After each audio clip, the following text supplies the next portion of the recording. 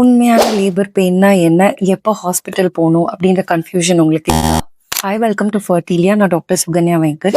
So உங்களுக்கு நீங்கள் ப்ரெக்னெண்ட்டாக இருக்கீங்க, ஒரு 36 வீக்ஸ்லேருந்தே என்னன்னா அடி வயிறு லைட்டாக அப்பப்போ வலிக்க ஆரம்பிச்சிடும். இது என்னன்னா உங்களோட யூட்ரஸ் டெலிவரிக்காக ரெடி ஆக ஆரம்பிக்குது அப்படின்றது அர்த்தம். இந்த பெயின் அப்பப்போ தான் வரும். கொஞ்சம் ரெஸ்ட் எடுத்தாலும் தண்ணி குடித்தாலும் அந்த பெயின் போயிடும். ஆனால் இந்த பெயின் அடிக்கடி வருது, ரொம்ப ஸ்ட்ராங்காக வருது, கொஞ்ச நேரம் அப்படியே இருக்கு, ப்ளஸ் தண்ணி குடிச்சாலும் ரெஸ்ட் எடுத்தாலும் இந்த பெயின் கம்மியாகல அப்படின்னா உங்களுக்கு நிஜமான லேபர் பெயின் ஸ்டார்ட் ஆயிடுச்சுன்னு அர்த்தம். It's time to go to the hospital.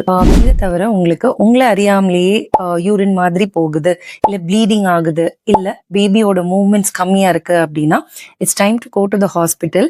Night டைமாக இருக்குது அப்படின்னு சொல்லிட்டு காலையில் வரைக்கும் வெயிட் பண்ணாதீங்க. இந்த சிம்டம்ஸ் ஏதாச்சும் இருந்துச்சுன்னா கண்டிப்பாக ஹாஸ்பிட்டலுக்கு கிளம்பிடுங்க.